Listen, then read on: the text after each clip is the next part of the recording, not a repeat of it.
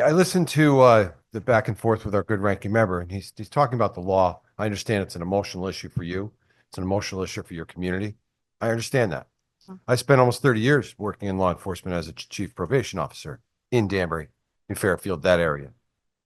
When we did that, our goal was community safety. And if you can have community safety while people are being supervised in the community, great. But in doing that job, we worked with state police, local police, sometimes the Secret Service, sometimes the FBI. But then come 2013, we were told we could no longer work with one agency, ICE. The reason we worked with them is because sometimes there was warrants, sometimes there was judicial actions against certain people. And the reason we communicated was to keep the community safe. Doesn't matter if it's the immigrant community, the Danbury community, the area. We didn't ask. We were just trying to keep people safe. And these were serious crimes that we were trying to get people work with just another agency, a federal agency, to get them brought to justice. So I understand that your testimony today is in favor of strengthening the Trust Act, but I'm just telling you what the Trust Act did to law enforcement. It made your communities less safe because now I couldn't have those people come to my office or to the courthouse to make an arrest of a bad person. We're not talking DUIs. We're talking sex offenses, a lot of domestic violence, a lot of serious assaults.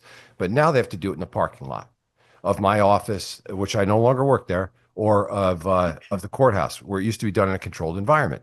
So, in doing so, for instance, I witnessed a day where the ICE was in the parking lot, and instead of doing it in a controlled environment, the gentleman ran and was hit by a car. So I see it as a safety issue for the community, a safety issue for the person being detained.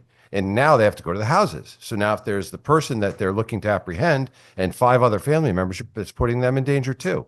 I just see this Trust Act as doing the opposite. I think it's a distrust act because we're trying to help the community by keeping it safe. And it sounds to me that you see it as something that makes your community less safe. Is that the case? Yes. So how many of your community members, for instance, if they went to report a crime or go to the hospital or go to a state agency, how many of them were apprehended? None of them. Okay.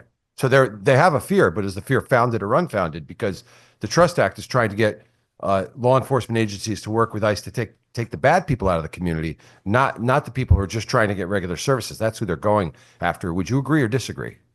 If people are committing crimes, they should follow the law and go through the trial that they have to go to.